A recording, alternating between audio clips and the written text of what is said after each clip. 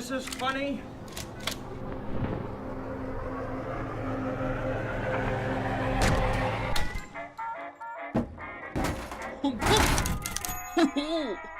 Indeed. Welcome to Film Stache, a show that shows you how to do all the really cool, classy effects that you might or may not see in Hollywood. You do.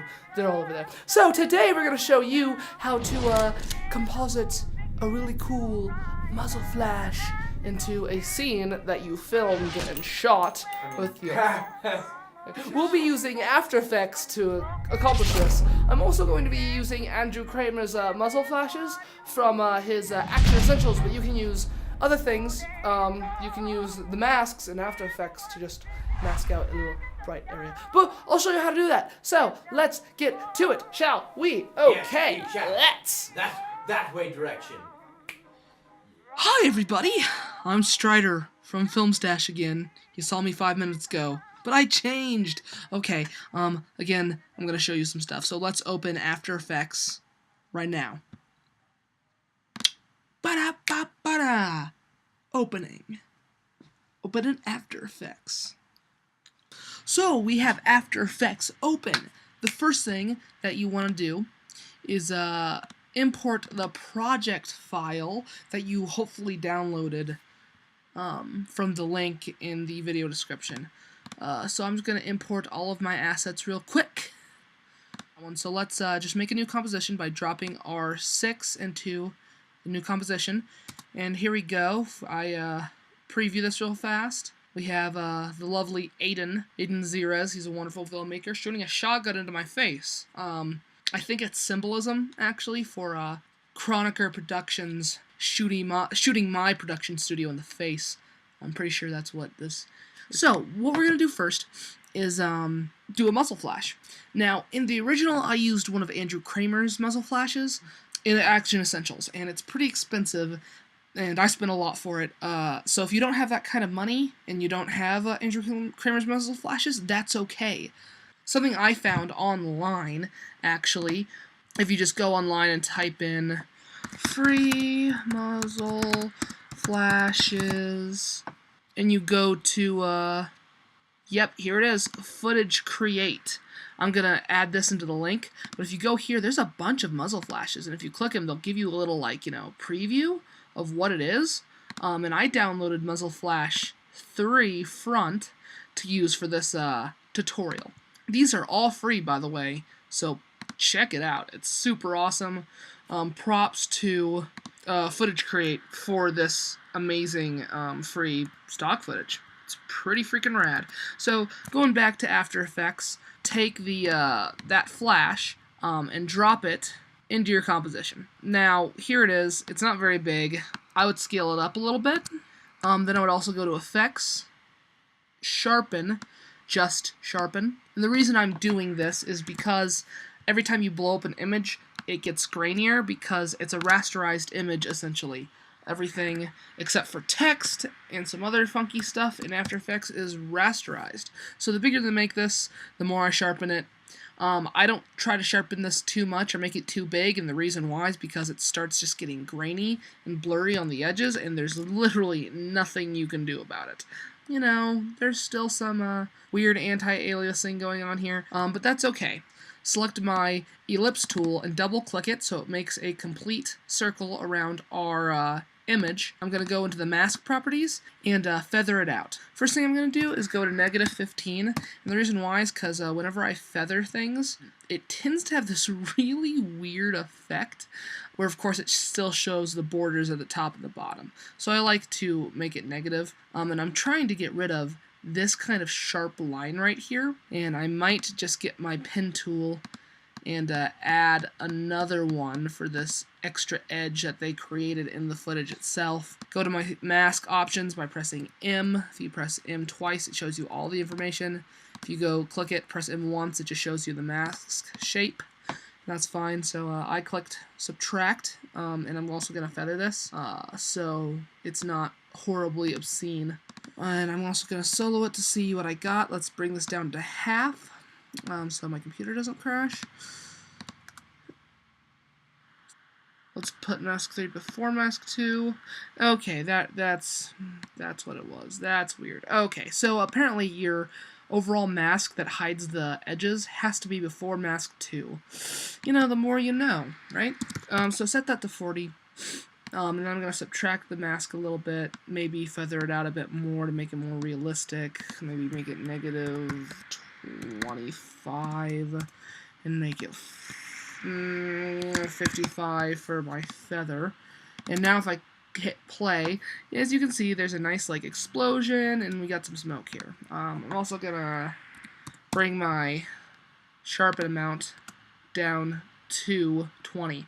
Now, this is all about playing around. This is a simple effect, but you should always play around with it. So, sweet. So we have that. I'm going to turn it back on.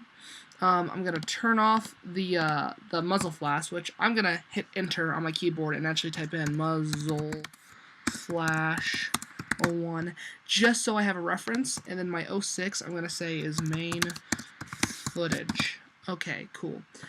I turned the muzzle flash off because I want to see when my actor reacts, and it's about here. I'm going to drag this to the frame before, because this is where our shot goes off. Turn it on, and then I'm just going to line up my shot kind of with the gun barrel. Now, you can do this any way you want. You can click the rotate tool and rotate it if you so choose. I think this is okay. I'll move it here, and I'm going to hit P for position. And I'm going to hit the stopwatch, hit the stopwatch to make a keyframe. And the reason I do this is because his gun is moving. Most people have this problem that they will like leave it there and that's all they needed to do. The problem with this technique is that it's very unrealistic. Yes, this is basic compositing, but what you want to do is you want to move this flare up to where he moves the gun. Next frame, the gun kind of goes up here, and it goes up here. And so I'm just going to kind of, for those frames, match. Yeah, I'm going to match it. And unfortunately, it's a little early. That's okay. What we can do is we can move this over, and we don't have to erase our keyframes and start over. We can box select them or border select them and drag them this way. And so the information stays the same, which is really cool. You know, I might move it a little bit for emphasis. And then I might get rid of this last keyframe. Yeah, there it is. And so he's like, "Gaga! I shot you." Wait a minute. Alright, cool. So he shoots. Awesome. Yay, we're done. Just kidding. You can see the time indicator. We're not done yet. Something I'm going to do with the mode is I'm going to change this mode to a screen. And what screen will do is it's going to make it brighter. Oh, look at that. Essentially, it's an additive function. In the RGB scale, there's subtractive and there's additive. Multiply is all saying, I just want the dark to be seen. So darken, multiply, color burn, classic color burn, linear burn, darken burn. That's all just showing the dark parts. It's essentially making it's matting out everything that's bright. Now add, lighten screen, color dodge, color, classic dodge, etc., etc. This is all matting out everything that's dark. So it's making the dark areas alpha. That's more realistic for fire. Fire is an additive thing. It makes things bright in pictures. So this will be a lot more realistic. So that's kind of cool. So it's like, gaga! Sweet. So essentially, that's it. That's how you make a muzzle flash. Now, something that's really cool, if you have Andrew Kramer's, Action Essentials, he has some shells, and you can actually go in and add a shell popping out of this if you want to. In fact, I can show you how to do that real quick, because, why the heck not? So what we're going to do is layer, new, solid, and we're going to call it the shotgun shell. Now, I just know how the shotgun shell looks, but if you don't, get some references. So what I'm going to do is I'm going to make this kind of a gold color, a bronzy gold color, like this, and that's fine. And then I'm going to actually use, my rectangle tool at the bottom, sweet. Make another rectangle tool at the top. Alright, awesome. Gonna center this up here. Sweet. I'm going to hit align and align this to the center. Solo it real fast. Layer, new, solid. I'm going to make this red because shotgun shells, haha, have this really weird red tip to it. Let's make it a little darker red for emphasis. Awesome. I'm going to hide it real fast so I can do something like this. I'm going to make another box about here. Now this is not very realistic, but the shotgun shell is going to be moving so fast, no one's going to be able to tell. So we have our really done shotgun shell. Now select our solids, say layer pre-compose. We're going to call this shotgun shell basic. So pre-composed both of them. Awesome. Okay, there it is. Let's solo this again. And I'm going to go to perspective and add in, let's say, a bevel alpha. And I'm going to turn up the thickness to a lot. Let me change the color to kind of a gold. So actually, what happens if I turn it? Light intensity. I'm not going to make the light intensity too high. Let's make it 0.3. I'm just adding in this extra detail, so if someone kind of sees this, they're going to think it's a shotgun shell. So something else that we're going to do is go to generate and add in a light sweep. And this is a really cool effect. I use it a lot for making text look cool and logos look like they're more metallic. And surprise, I'm going to do the exact same thing here. So I'm going to play with the direction first and the center. I'm also going to make the width a lot bigger because this is a very small shell. I'm going to make the intensity 35. I'm going to change the color to, again, that same kind of brownish, orangish, bronze color. Just to simulate it, you know, looking more like metal. So what we're going to do is unsolo this and scale it down a lot. I'm not actually even going to make it longer because that's about the width of a shotgun shell. I'm going to scale it down. I'm going to scale it down. Okay, that's about good. That's about as big as a shotgun shell is going to be. Alright, so let's turn off our muzzle flash real fast. And we know our muzzle flash starts here. So the first thing I'm going to do is rotate this to kind of mimic the direction the gun is facing. Okay, cool. And I'm going to hit my bracket key to make this snap with the playhead. I'm going to go to position, key that, hit shift rotation to bring them both up, hit the stopwatch to keyframe this, and then I'm going to move a couple of frames, let's say to here, and I'm going to push this entire thing out of screen down here. Awesome. Cool. My rotation, I'm going to add a 2 after it. Actually, I'm just going to add a 1. There's not a lot of time to make it 2, so let's add it. So, as we can see, boop, it pops out. Really horrible, and it does not look very realistic. That's okay. We're not done. Go somewhere in between your keyframes, like the halfway mark, and obviously, I don't have a halfway mark, so I'm going to actually make the animation a little bit longer. There's my halfway. And I'm just eyeballing this, and I'm going to move the shotgun shell up a little bit. Now, something that you can notice is that you get these weird, like, handles on the side, like you would using the pen tool. Well, you can also control them using the pen tool. So I'm going to select the pen tool, and with that selected, I can now grab these handles and make it more of a bump.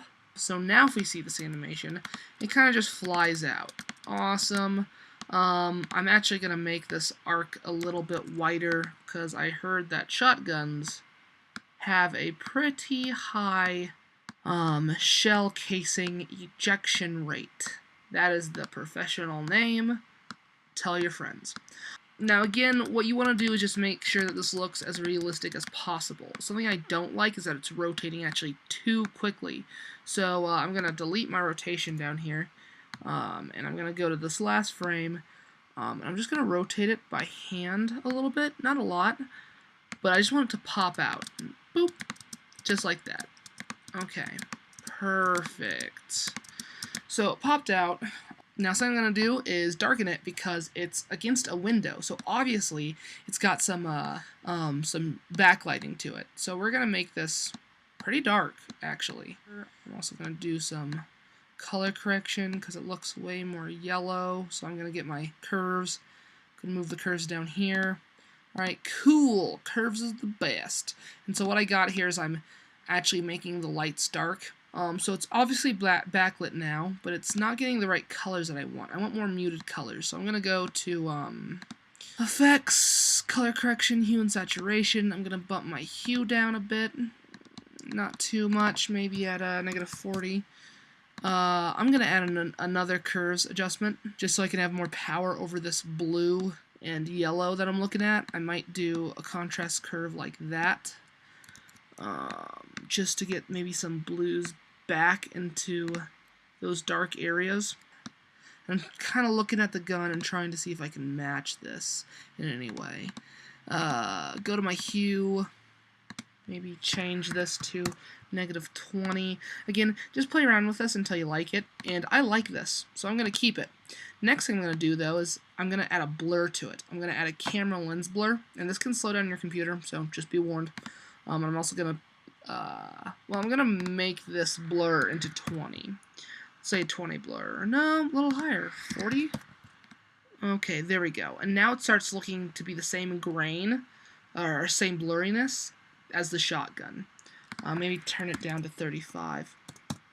Again, all of this is playing with these values and making it just look as realistic as possible. The next thing I'm going to do is go to my noise and just add a noise. And maybe add it to be 10%, 40%, 45% maybe? Okay, there it is. I can kind of start seeing the grain.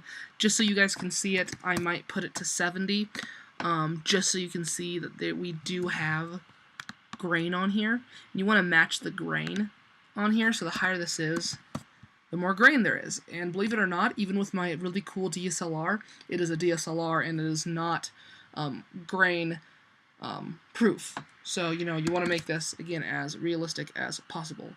Once you have added everything and everything is there, I'm going to turn on the motion blur button and the motion blur for my comp.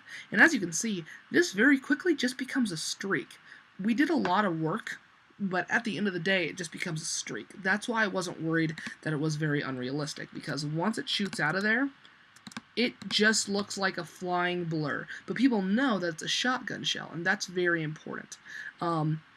Now, as you can see, the shotgun shell is in front of the gun. I'm not going to deal with this, and the reason why is because if we turn on our muzzle flash and put the shotgun shell below the muzzle flash, no one can see it.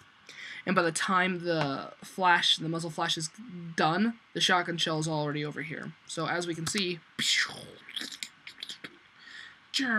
yeah, it's right there. Awesome. So the last thing we want to do is just add some cool color correction. So I'm going to add an adjustment layer. I'm going to call this adjustment layer CC main, as in my main color correction. Click my composition. I'm going to go to curves. Let's maybe add in this really cool color correction to make everything blue and yellow. Look at that. Color correction, no color correction. Or color correction, no color correction. Okay, cool. I'm also going to add a vignette, or vignette. I call it a vignette. Yes, I'm a nerd. So let's go down here, adjustment layer. I call it Vin for short because I can't spell. Now with your Vin selected, go to the ellipse tool, double click, effects, color correction, curves. If you haven't figured it out already, curves is awesome.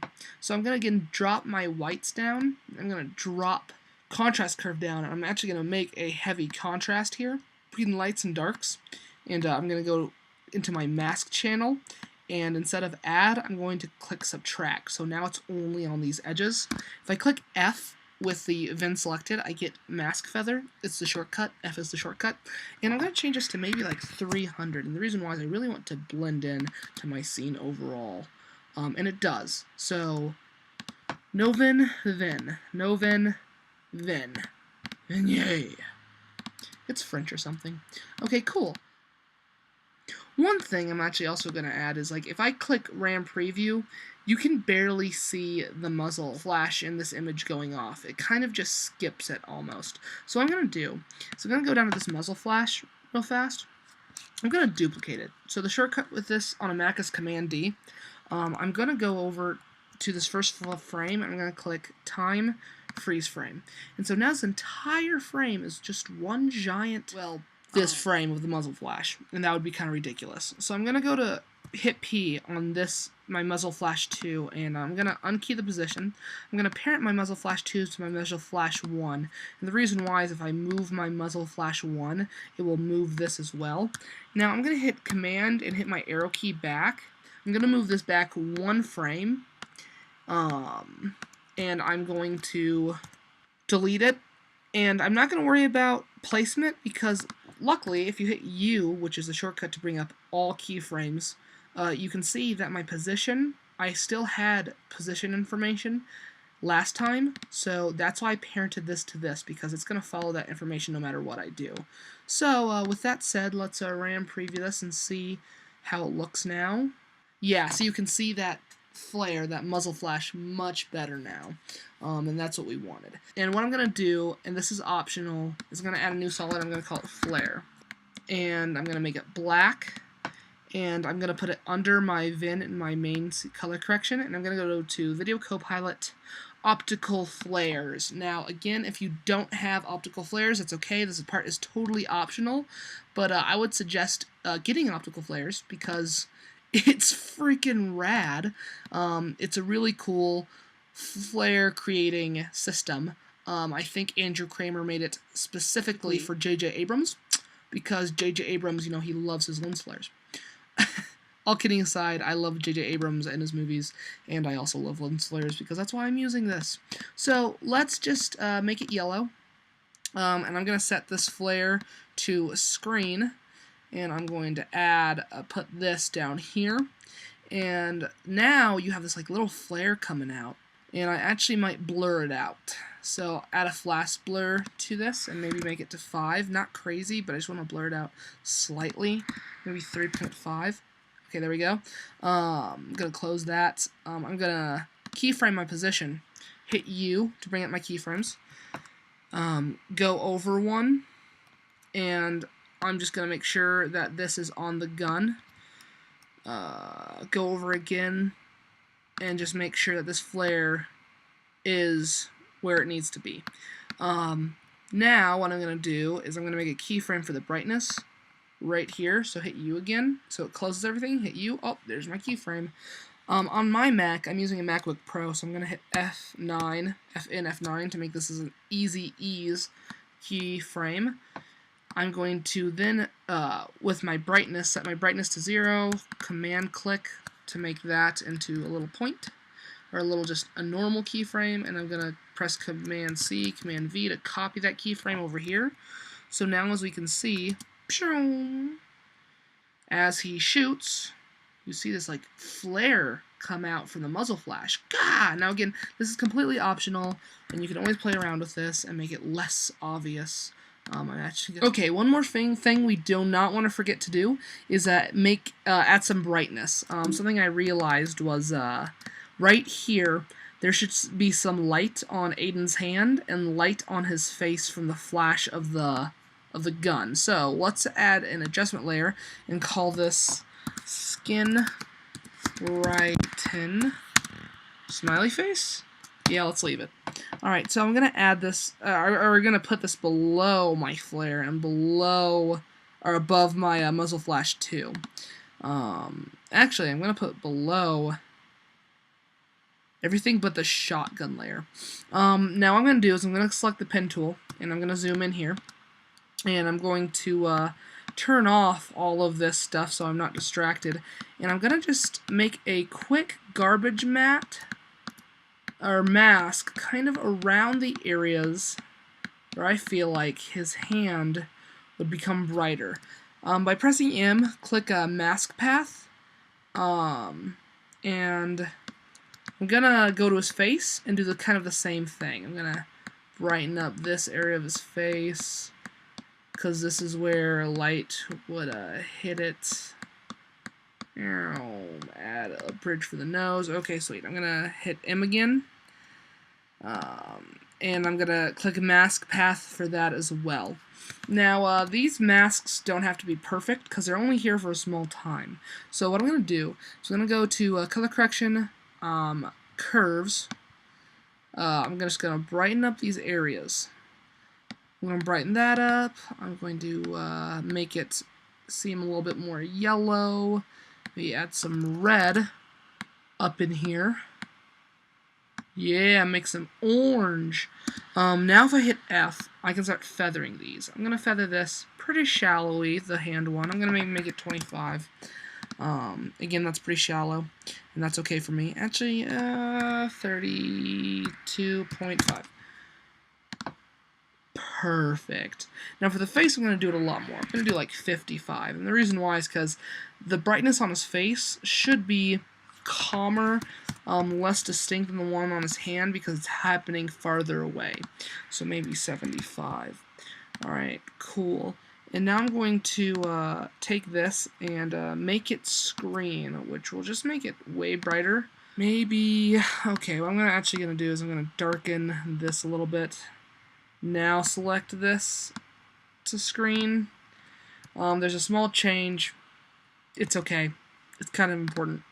Alright, now what I'm going to do is I'm going to, with my skin brighten selected, I'm going to press M to bring up my masks so I can look at the keyframes, and I'm going to shift 1 forward, and all I'm going to do is kind of double click my first mask and move it to where it needs to be. It automatically creates a keyframe. Same for my second mask. I'm just kind of bump it over, maybe change it a little bit, and I'm not paying attention much to, again, making it seem like it will perfectly line up with the hand, because this effect happens so quickly most people do not catch it, but it adds it adds an amazing step of detail to your work, and I really only need these for 3 frames. So what I'm going to do is I'm going to turn everything else on. Yay. I'm going to press Command-Shift-D if you're on a Mac to split the skin bright in half. I'm going to keep screen bright 2. I'm going to not keep the first one. Alright, let's change this back into screen brighten. So, it's off, it's on. Now I'm going to hit T for opacity. Click on my stopwatch to create a keyframe. Go 1, 2, 3. I'm going to turn it off. Actually, I'm going to move this up. At this frame, it's off. I'm going to select my motion blur for that layer. I'm also going to go to my muzzle flashes and add motion blur for that as well. And now if we play it back, we just get some added detail. When he shoots off the gun, blah, you can see there's this little bright spot that happens. It's a little strong for me, so I'm going to actually just go into the opacity here and change it from 100% to 75%, just to lessen it, maybe 65%. Alright, there we go. And there's Aiden Zerez shooting his shotgun into people. Now, play around with it. Do what you like. See, I played around with it and changed the correction, and if you do so, yeah, look at that. You got a futuristic gun right there. Paka! Paka! Paka! That's my future sounds. They sound really good. Wait a minute. Check this out. See, didn't that one sound good? That one sounded good, right? Welcome back. I'm glad that you learned now how to shoot your friends in, your films using After Effects. So, I want to make sure that you guys have fun. Go out there and please try your hand at this tutorial. If you do, post it on a Facebook page, because a Facebook page is cool. So cool. It's so cool. And subscribe, like this channel. I love art. We do love art. Yeah, do that. Alright, well, all of you people have a wonderful day, and don't get shot by... I know I'm but a chambermaid within a grand hotel, but nothing of me none have got in that place to dwell. Experience has been my teacher till the day I die. So anything you hear about me, you know it's a lie. The nearest thing to scandal that near blighted my